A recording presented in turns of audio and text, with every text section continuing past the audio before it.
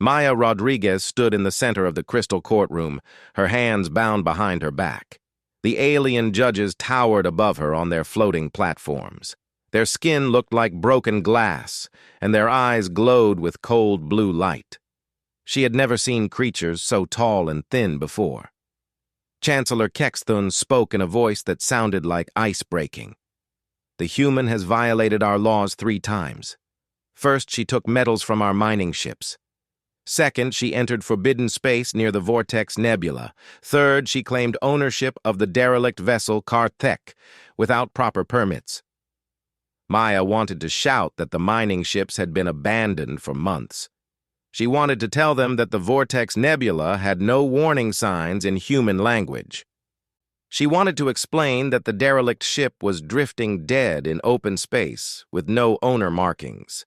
But the metal collar around her neck would shock her if she spoke without permission. Ambassador Carlos Rodriguez sat in the witness section, his face pale with worry. Maya could see him gripping the armrests of his chair so hard his knuckles had turned white. Her father had spent 15 years building peaceful relations between Earth and the Galactic Council. Now his own daughter might destroy everything he had worked for. The penalty for 3 violations is exile, Chancellor Kexthun continued. The human will be taken to the dragon graveyard of Kethmoran. No creature has ever returned from that place. The radiation from the ancient bones will drive her mad before it kills her. Maya felt her stomach drop. She had heard stories about the dragon graveyard. Pilots who got too close reported seeing massive skeletons floating in space, each one larger than a space station. Ships that entered the graveyard sent back strange signals before going silent forever. Please, Ambassador Rodriguez stood up. My daughter made mistakes, but she does not deserve death. Let me pay a fine instead. Take our trade agreements. Take anything you want. The crystal aliens turned their glowing eyes toward him. Humans think they can buy their way out of justice. This is why your species cannot be trusted. You have no respect for law or order. Maya watched her father's face crumble. She knew he blamed himself for bringing her to this alien world. She had only wanted to help him with his diplomatic work. Instead, she had made everything worse. Lieutenant Lisa Chang sat 3 rows behind Ambassador Rodriguez. Maya caught her eye and saw Lisa tap her jacket pocket twice. That was their old signal from academy training. Lisa had something hidden that might help. Jake Morrison stood near the back of the courtroom. The traitor had been dealing with aliens for 10 years, longer than any other human. His weathered face showed no emotion, but Maya noticed him writing something on a small piece of paper. Guards, prepare the prisoner for transport, Chancellor Kexthun commanded. 2 robotic guards moved toward Maya. Their metal bodies hummed with electricity. She tried not to flinch as they grabbed her arms. The touch of their cold metal hands made her skin crawl. As they dragged her toward the exit, Lisa suddenly dropped her datapad. She bent down to pick it up and bumped into Maya. In that brief moment, Lisa pressed something small and hard into Maya's palm. Maya closed her fingers around it quickly. Jake Morrison walked past them near the doorway. He stumbled slightly and dropped his piece of paper near Maya's feet. One of the guards kicked it aside without looking. The guards pushed Maya through corridors filled with floating lights and walls that seemed to breathe. The alien architecture always made her feel dizzy. Nothing had straight lines or normal angles. Everything curved and twisted in ways that hurt her eyes. They reached the transport bay where a small, windowless ship waited. The guards shoved Maya inside and activated the prisoner restraints. Metal bands closed around her wrists and ankles, holding her to the wall. Destination? Dragon Graveyard Perimeter, a mechanical voice announced. Estimated travel time, 6 hours. Automated release upon arrival. Maya felt the ship's engine start up. Through the thin walls, she could hear her father shouting her name. The sound grew fainter as the ship lifted off and flew away from the space station. Once they entered hyperspace, Maya looked at what Lisa had given her. It was a small communication device, smaller than her thumb. She also managed to grab Jake's paper with her foot and read it. The paper had coordinates written in human numbers and a single word: cash. Maya hid both items in her boot. The guards had searched her pockets, but not her shoes. She would need every advantage she could get. The ship flew through hyperspace for 6 hours. Maya tried to sleep, but the restraints cut into her skin. She thought about her father and how disappointed he must be. She thought about Lisa and Jake risking punishment to help her. Most of all, she thought about the dragon graveyard and what she might find there.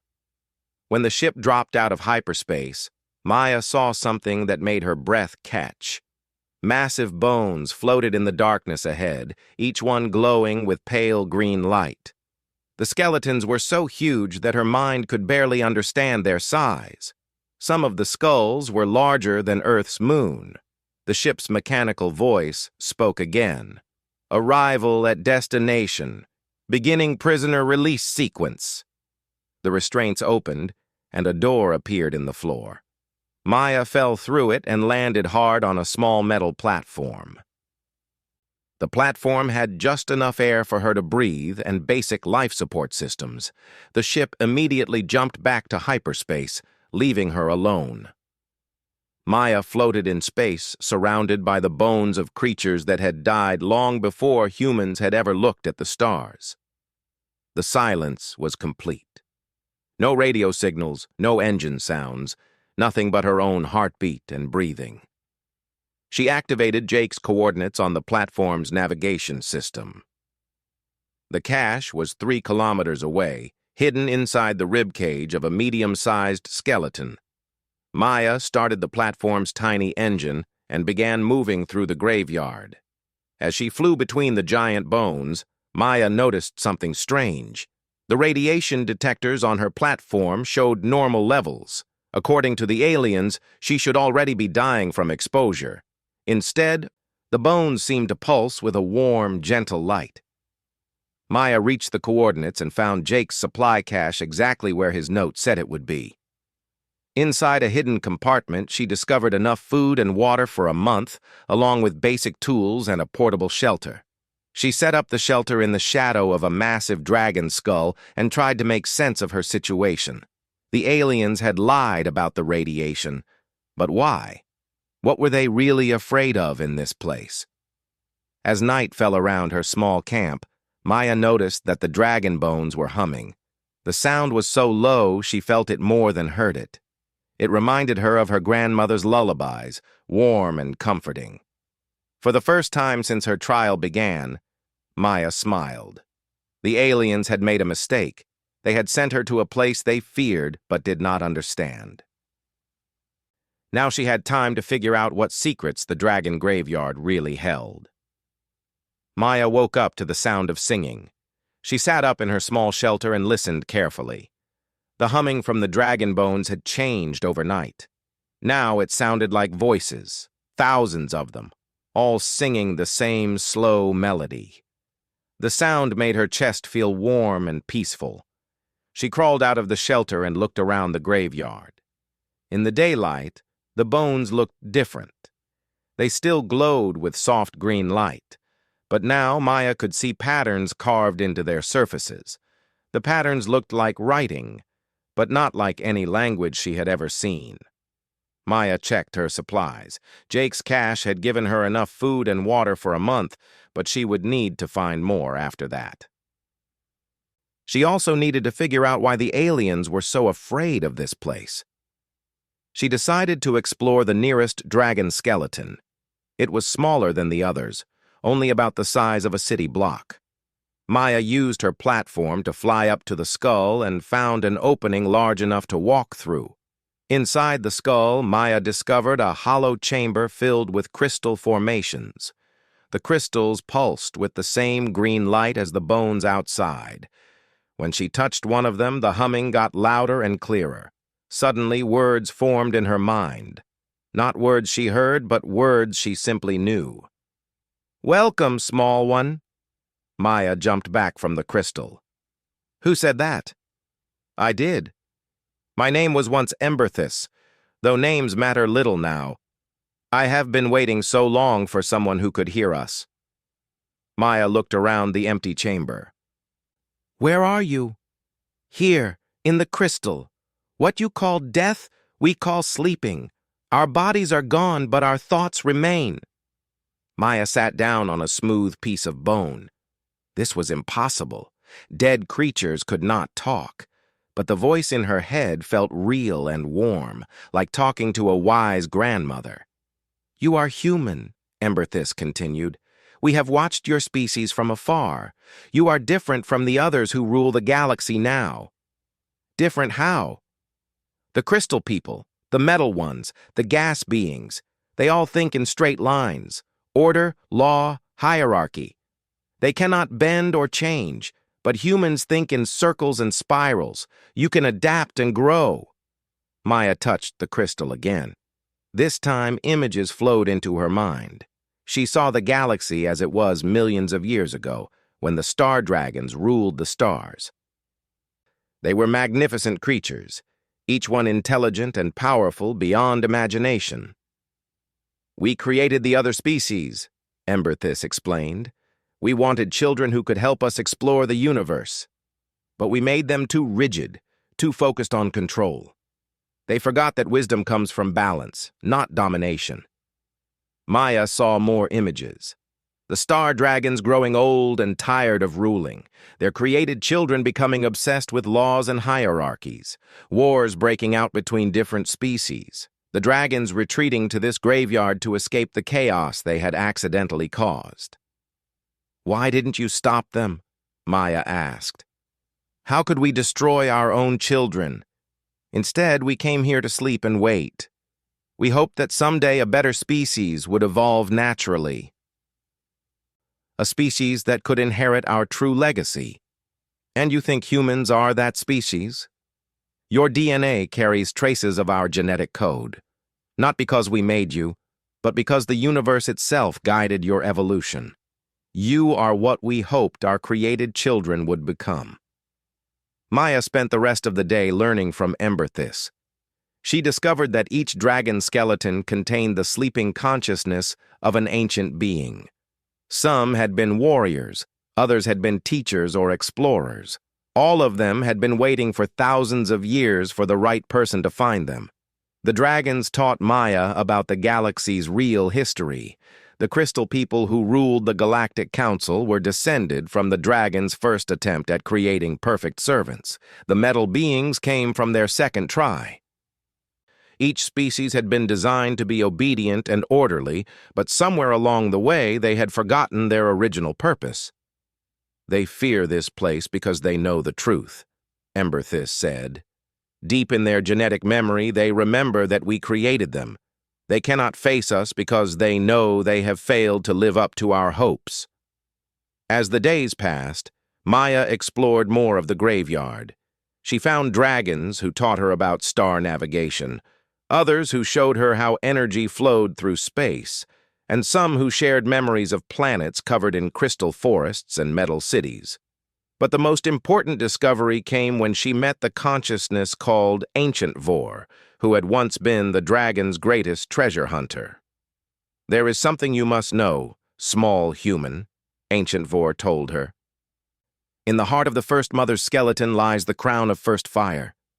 It was made to command the loyalty of all dragon-touched creatures in the galaxy. Dragon-touched?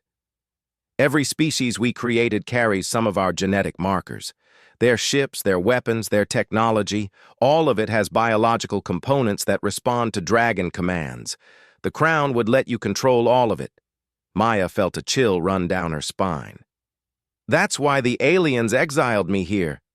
They were afraid I might find something like this. Perhaps. Or perhaps the universe simply guided them to bring you here when the time was right. Maya looked toward the center of the graveyard, where the largest skeleton floated in the distance. The First Mother's bones formed a hollow cathedral in space, big enough to hold 12 space stations. The crown is protected by trials, HFY warned. You would have to prove yourself worthy by experiencing our entire history. Many minds would break under the weight of so much knowledge. What happens if I succeed?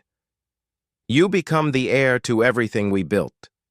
But more importantly, you gain the power to fix what went wrong with our created children. Maya thought about her father, probably still grieving her loss back on Zephyria Prime.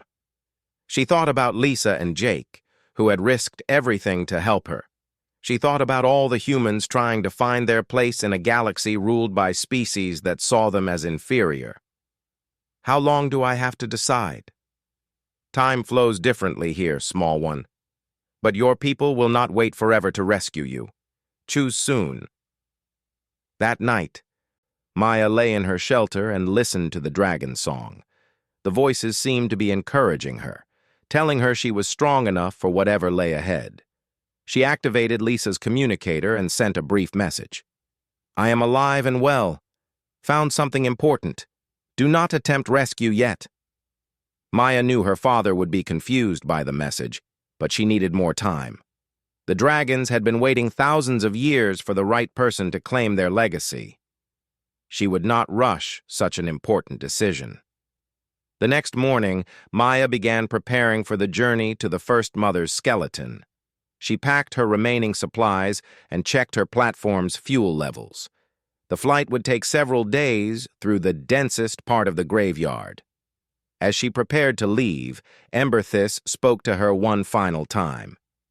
Remember, small human, power without wisdom is what destroyed our first children. If you claim the crown, use it to heal, not to conquer. Maya nodded and started her platform's engine. She flew toward the center of the graveyard, toward the Cathedral of Bones where her destiny waited. Behind her, the dragon skeletons hummed their ancient song, and for the first time in millions of years, the melody sounded like hope. The First Mother's skeleton was bigger than anything Maya had ever imagined. Her ribcage formed a cathedral of bone that stretched for miles in every direction. Each rib was thick as a skyscraper and carved with millions of symbols that glowed like stars. Maya flew her platform through the gap between two ribs and entered the hollow space inside. The walls curved around her in perfect arcs, and the ceiling disappeared into darkness above. She felt like a tiny insect flying through the chest of a sleeping giant. At the center of the cathedral, a pillar of crystal rose from the floor to the ceiling. The crystal pulsed with different colors, red, gold, blue, and white, like a heartbeat made of light. Maya could feel power radiating from it, making her skin tingle and her hair stand up. She landed her platform near the base of the crystal and stepped out. The moment her feet touched the bone floor, voices filled her mind. Not just one voice like Emberthys, but hundreds of them, all speaking at once. Welcome, child of Earth. You have come far to reach this place. Are you ready to see the truth? The crown waits for one worthy to claim it.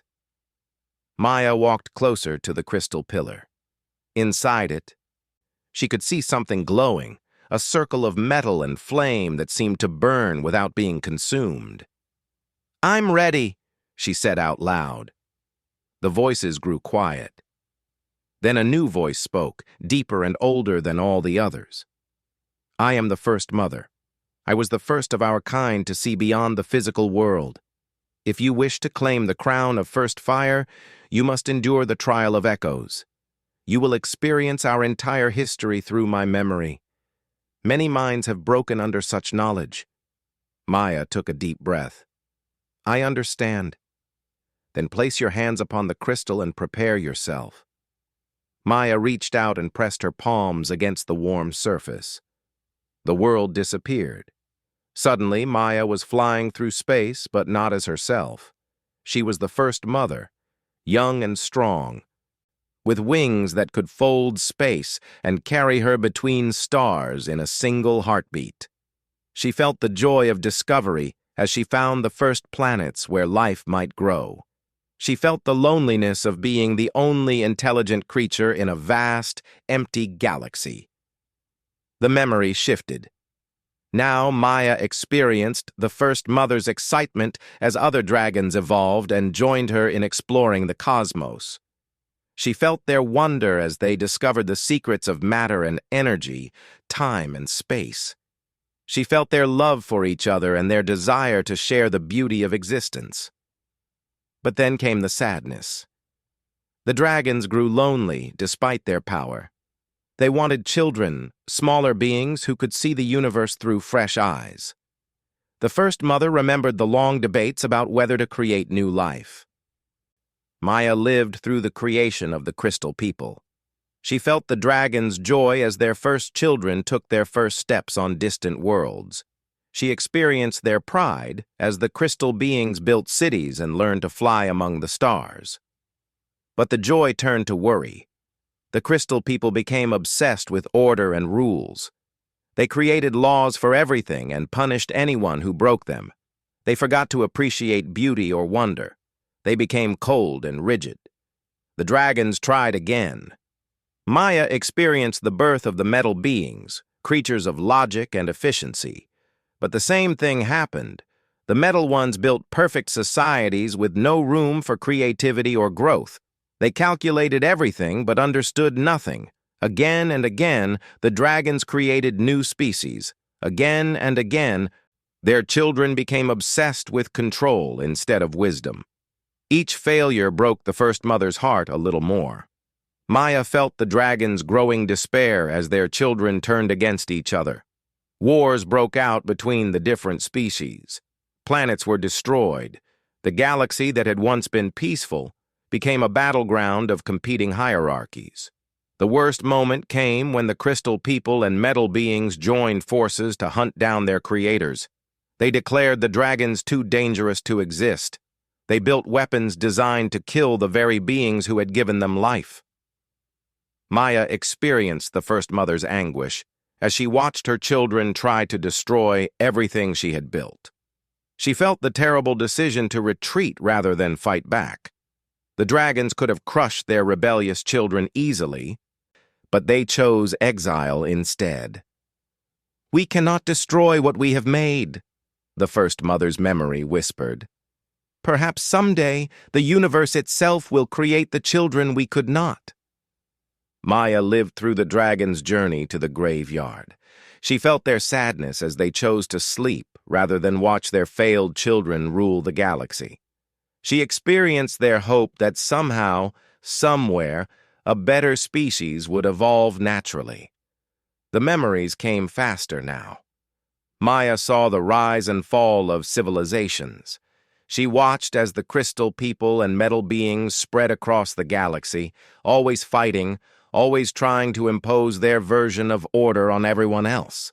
She saw new species emerge and either join the hierarchy or be crushed by it. Then came the moment that changed everything. Maya saw the first human ship leaving Earth's solar system. She felt the first mother's amazement as she studied human genetic code and found something impossible, traces of dragon DNA that had evolved naturally. "They are what we hoped for," the first mother's memory said. "They have our flexibility without our loneliness. They create without destroying. They adapt without losing their souls." Maya experienced the dragons' excitement as they watched humans spread across the galaxy. She felt their hope growing as humans showed kindness to other species, even those who treated them badly. She lived through their joy when humans proved they could think beyond simple hierarchies. But the memories also showed her the danger. The Crystal People and metal beings saw humans as a threat to their ordered galaxy.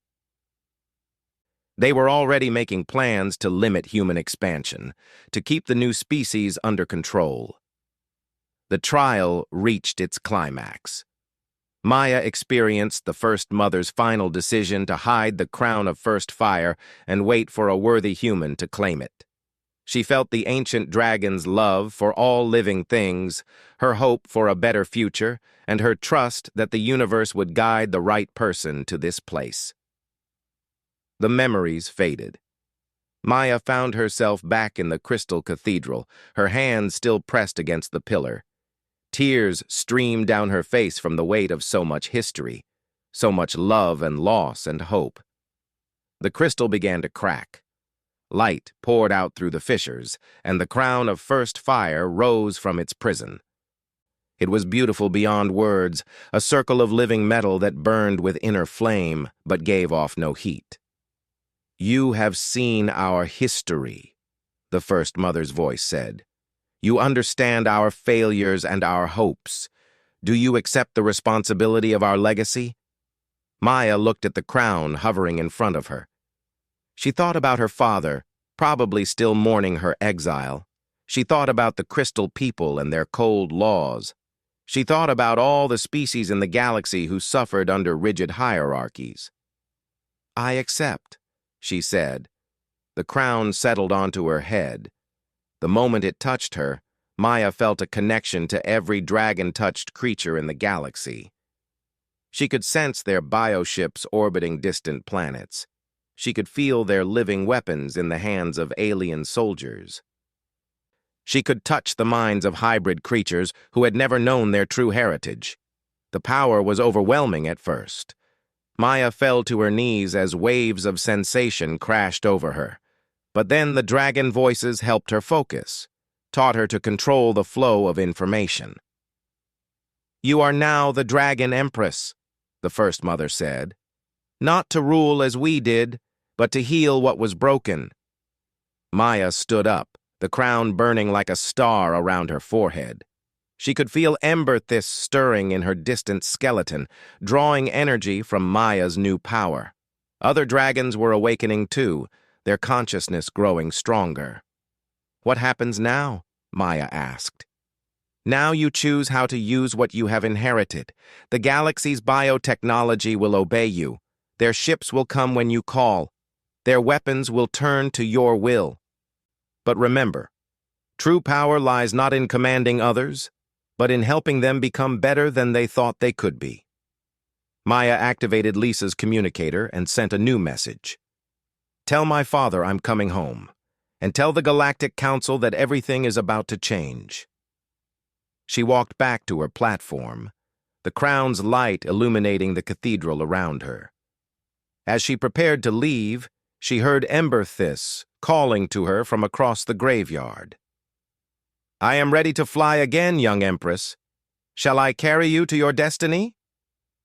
Maya smiled and started her platform's engine. It was time to return to the galaxy and show them that humans were indeed worthy heirs to the dragon's legacy. The trial was over. The real work was just beginning. Captain Ryan Scott read the message from Maya Rodriguez for the third time. His weathered hands gripped the communication device tightly as he stood on the bridge of the human cruiser New Houston. "Sir, are you sure about this?" asked Lieutenant Commander Amy Foster, his second in command.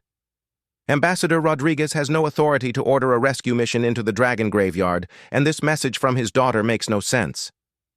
Ryan looked at Carlos Rodriguez, who sat slumped in a chair near the navigation station. The ambassador had aged 10 years in the 3 months since his daughter's exile. Dark circles ringed his eyes, and his diplomatic uniform hung loose on his shrinking frame. "My daughter is alive," Carlos said quietly. "That's all that matters.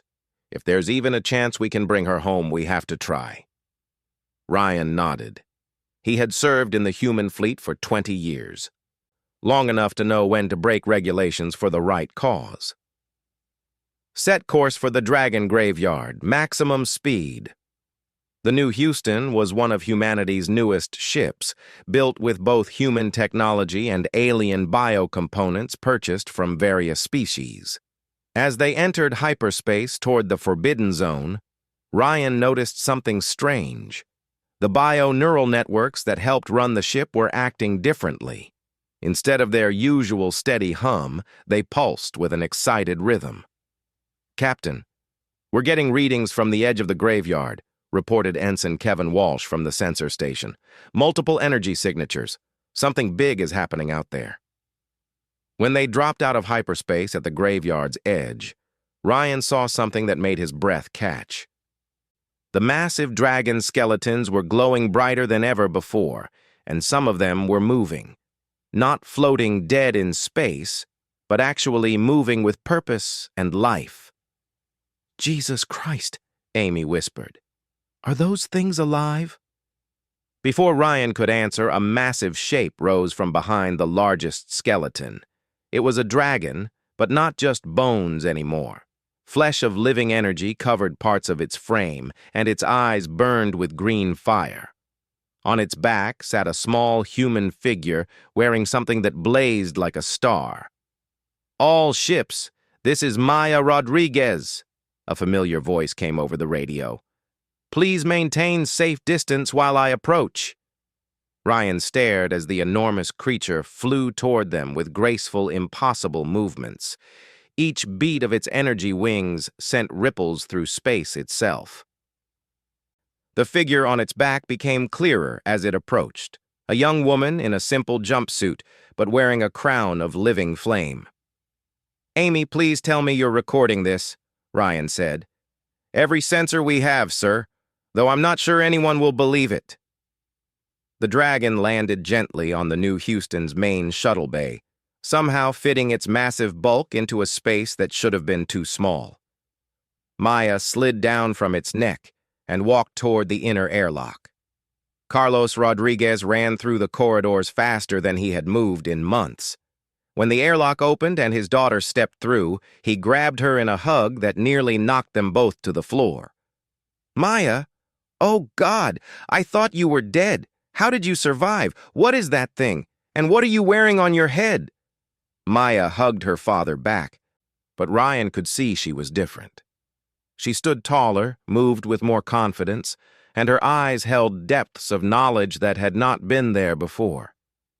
"It's a long story, Dad, but the short version is that the aliens lied about this place. The dragons aren't dead. They've been sleeping and they've been waiting for humans." Ryan stepped forward. "Ms. Rodriguez, I'm Captain Scott. Can you explain what's happening here? Our sensors are detecting massive bioenergy signatures throughout the graveyard." Maya smiled. "The dragons are waking up, Captain, and so is every piece of Dragon Touch technology in the galaxy." As if summoned by her words, Ryan's communication officer called out from the bridge. "Captain, we're receiving reports from all across human space. Alien bioships are abandoning their crews and heading toward our location. The Galactic Council is in complete panic." Maya nodded. "The Crown of First Fire gives me command over all biotechnology in the galaxy. Every living ship, every organic weapon, every hybrid creature with dragon DNA in their genetics, they all answer to me now." Carlos stared at his daughter. "Maya, what have you gotten yourself into?" "Something bigger than any of us imagined, Dad. The dragons created most of the alien species we know. They're the true ancestors of galactic civilization. But their children became obsessed with control and order instead of wisdom and growth." Ryan felt his military mind trying to process the implications. "You're saying you can control alien technology?" "I'm saying I inherited the legacy the dragons left behind. They've been waiting for a species that could use power responsibly. They believe humans are that species." Amy's voice came over the intercom from the bridge. "Captain, you need to see this. We're being surrounded." Ryan, Maya, and Carlos hurried to the bridge. Through the main view screen, they could see ships approaching from all directions. Hundreds of them, sleek bioships that looked more grown than built, their hulls pulsing with organic patterns. "Those are Zephyrian Council ships," Carlos said, his face going pale. "And Helicon military vessels, and Vortanian merchant fleets. Maya, what have you done?" "I haven't called them," Maya said calmly. "They're coming on their own. The dragon DNA in their biotechnology is responding to the Crown." Ryan watched as the alien crews frantically tried to regain control of their ships. Some vessels were broadcasting emergency signals, others were firing weapons that wouldn't respond to their commands. But all of them continued flying toward the dragon graveyard in perfect formation. "Captain," Amy reported, "we're receiving a transmission from Zephyria Prime. Chancellor Kexathun wants to speak with Ms. Rodriguez." The main screen flickered to life, showing the crystal alien's angular features twisted with rage and fear. "Human, what have you done to our ships? Return control immediately or face the consequences." Maya stepped in front of the screen. The crown on her head blazed brighter, and Ryan noticed that even the new Houston's biocomponents seemed to respond to her presence. "Chancellor, your ships are remembering their true heritage. The dragons created your ancestors. And their technology still carries that genetic memory.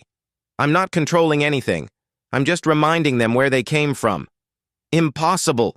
We destroyed the dragons eons ago." "You exiled them, but you couldn't destroy the part of them that lives in your own technology." Maya's voice carried new authority, the kind of power that didn't need to shout to be heard. "The dragons chose to sleep rather than fight their own children, but they left instructions for their true heirs." Chancellor Kexthun's crystalline features shifted through several colors.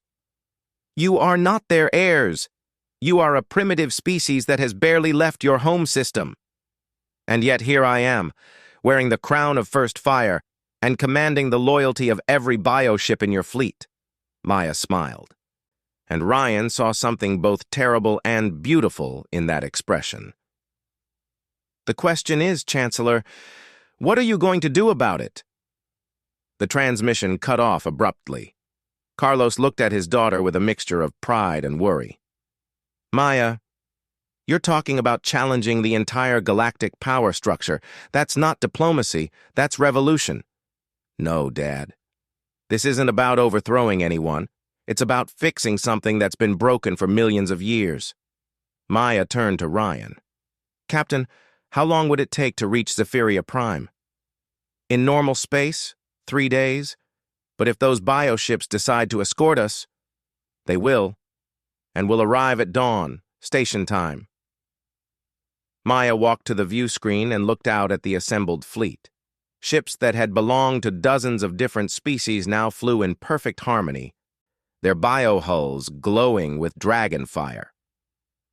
"What happens when we get there?" Ryan asked. Maya's hand touched the crown, and for a moment Ryan saw her not as a young woman, but as something far older and more powerful. "Then I show the galaxy what humans learned that their creators never could. That true strength comes from helping others become better, not from forcing them to obey." Emberthys rose behind the new Houston, her massive form now half corporeal, half energy. Her voice echoed through the ship's communication system. "The Empress speaks wisdom.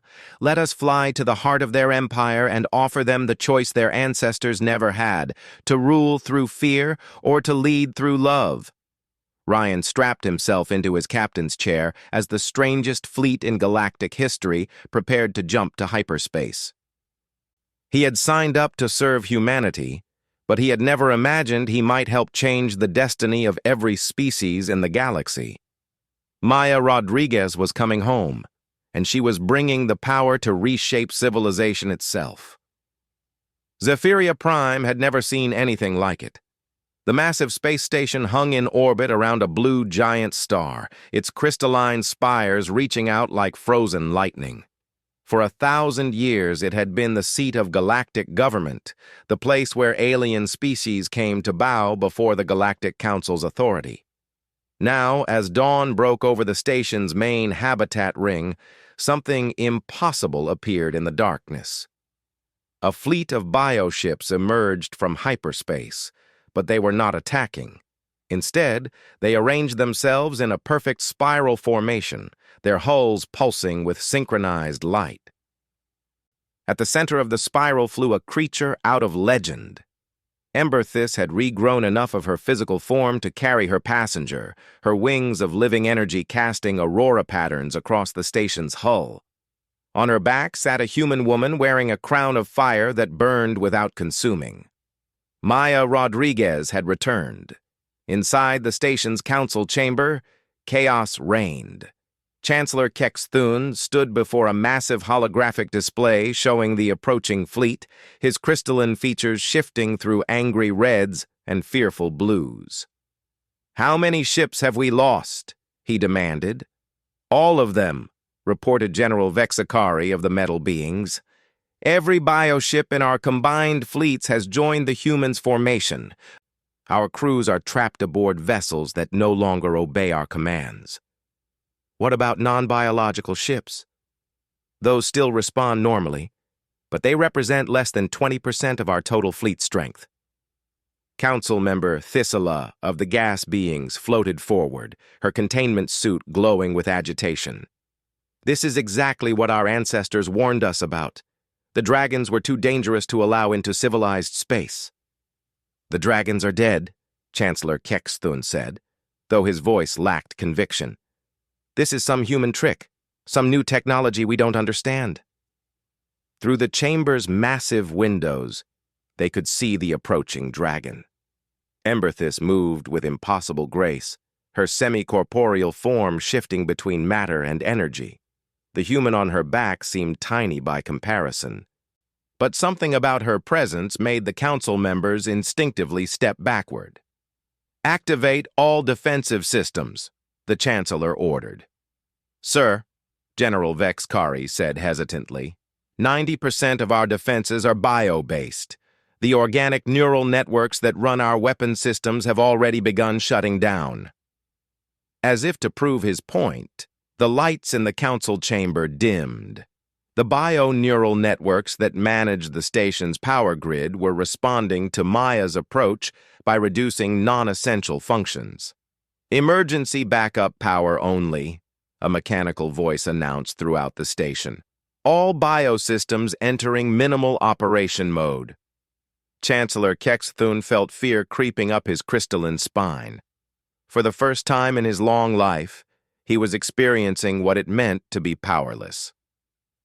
Emberthys landed in the station's main docking bay with impossible gentleness. Her massive form should have crushed the deck plating, but instead, she seemed to float just above the surface. Maya slid down from the dragon's neck and walked toward the inner airlock. The corridor walls, sensing her presence, began to reshape themselves. Biometal flowed like liquid, forming decorative patterns that welcomed the Dragon Empress. The organic components of the station recognized something in Maya's genetic signature that overrode 1,000,000 years of programming. By the time Maya reached the council chamber, the room had transformed itself. The walls had grown into a throne room worthy of galactic royalty, with living pillars that pulsed with gentle light.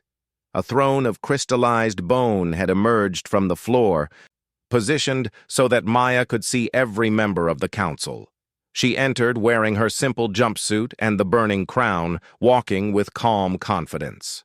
Behind her came her father, Ambassador Carlos Rodriguez, still in his diplomatic uniform but now bearing himself like the parent of an empress. Captain Ryan Scott followed, his hand resting on his sidearm despite knowing it would be useless in this situation. The council members stood frozen as Maya took her place on the throne that their own station had created for her. Chancellor Kekthun, Maya said, her voice carrying easily through the chamber. Thank you for providing transportation to your lovely station. I hope you don't mind that I brought a few friends along. The Chancellor's crystalline features flickered through several color changes before settling on a deep purple of barely controlled rage. Human, you will return control of our ships immediately. This act of piracy will not be tolerated. Maya smiled. Piracy? I haven't stolen anything, Chancellor. I've simply reminded your technology of its true heritage. Every bioship in your fleet carries dragon DNA. They're not really your ships at all. They're the descendants of creatures my people now have the right to command. We created those ships. We grew them in our bioforges. Using genetic templates the dragons left behind, templates they designed to respond to their chosen heirs. Maya stood up from her throne, and the crown blazed brighter. The question is not whether I have the right to command them. The question is what I choose to do with that right. General Vexakari stepped forward, his metal body humming with tension. Are you threatening us? I'm offering you a choice. Maya gestured toward the windows, where the spiral fleet continued its perfect formation. I could shut down every piece of biotechnology in the galaxy. Your ships would drift powerless. Your weapons would fall silent. Your cities would go dark. Billions would die without the biosystems they depend on for life support. The council members exchanged fearful glances. But I won't do that, Maya continued, because unlike your ancestors, I understand the difference between power and wisdom. The dragons made their children to help them explore the universe. Instead, you became obsessed with controlling it. Council member Thesila floated forward.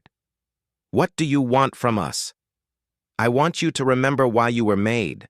I want you to stop ruling through fear and start leading through inspiration. I want you to treat younger species as partners, not servants. And if we refuse? Chancellor Kexthun asked. Maya sat back down on her throne. Then you'll discover what it feels like to be completely dependent on technology you can no longer control. But I'd rather not let it come to that. She gestured, and suddenly the chamber's bio walls began displaying images. The assembled council saw the history of their species through dragon eyes, the hope and love that had gone into their creation, the disappointment as they became rigid and cruel, the sadness of the dragons as they chose exile over war. This is what you've forgotten, Maya said as the images played. You weren't made to rule over others. You were made to help others grow and thrive. The dragons wanted children who would spread wisdom throughout the galaxy, not enforcers who would crush anyone who didn't fit your narrow definitions of order. Young council member Zephion of the Crystal People stepped forward. His features were bright with curiosity rather than fear. What are you proposing? A new kind of government, the Dragon Concord. Instead of rigid hierarchies, we'll have cooperative partnerships. Instead of laws that punish difference, we'll have guidelines that celebrate growth. Instead of species competing for dominance, we'll have everyone working together to explore and understand the universe. And you would lead this concord? General Vexkari asked. Humans would serve as intermediaries. We carry dragon DNA, but we evolved naturally. We understand both the heritage of power and the wisdom of restraint. We can help bridge the gap between what the dragons hoped for and what actually happened. Chancellor Kexthun looked around the chamber at his fellow council members. He could see the younger species nodding with interest, while the older powers like himself struggled with the idea of giving up their authority. What guarantee do we have that humans won't simply become the new tyrants? He asked. Maya smiled and touched the crown. Suddenly, every biocomponent in the chamber came alive with dragon song, the same harmonious melody that had welcomed her to the graveyard months ago. Because the dragons will be watching. They're not gone, Chancellor. They're sleeping in their graveyard, dreaming of a better galaxy. The crown connects me to their wisdom, but it also connects them to everything that happens. If humans ever forget the lessons of balance and compassion, the dragons will choose new heirs. She stood up and walked to the center of the chamber. I'm not asking you to surrender to human authority. I'm asking you to work with us to create something better than what any of our species have built alone. Council member Thysela was the first to speak. The gas beings will consider your proposal. Young Zephion nodded eagerly. The younger crystal clans have long wanted reform. We would welcome a chance to try new approaches. One by one, the smaller species voiced their support. They had suffered under the rigid hierarchy for too long and were ready for change. Chancellor Kexthun found himself isolated with only the older, more conservative members still opposing the idea. Finally, he looked at Maya with something that might have been respect. You could have simply crushed us, he said. Why offer us a choice? Because that's what humans do, Maya replied. We believe that people grow stronger when they choose to do better, not when they're forced to obey. The Chancellor looked around the chamber at the bio walls that had reshaped themselves to honor the Dragon Empress. He thought about the fleet of ships outside that no longer answered to his commands. He realized that Maya was right. She could have destroyed the old order completely. Instead, she was offering to transform it. "Very well," he said finally. "The Galactic Council will dissolve itself. In its place, we will establish this Dragon Concord you describe." Maya nodded and touched her crown again. Throughout the galaxy, bioships began returning to their home ports, their crews once again able to control their vessels. But now every captain knew that their ships served a higher purpose than mere conquest or control. Ambassador Carlos Rodriguez stepped forward, barely able to believe what his daughter had accomplished. "The first session of the Dragon Concord will convene in 30 days, he announced in his diplomatic voice. "All species will have equal representation, and decisions will be made by consensus rather than force." As the council members filed out to begin the enormous task of restructuring galactic civilization, Maya remained on her throne, the crown still burning softly around her forehead. Captain Ryan Scott approached her. "Ma'am, what happens now?" Maya smiled and looked out at the stars visible through the chamber's windows. "Now we get to work building the galaxy the dragons always dreamed of. It won't be easy. Changing minds is harder than commanding ships, but for the first time in 1,000,000 years, we have hope instead of just order." Outside, Ember Thys coiled around the docking bay and began humming the ancient dragon song. Other voices joined her from across the galaxy as sleeping dragons sensed the beginning of a new age. Maya Rodriguez, the human girl who had been banished to die alone, had returned as the Dragon Empress.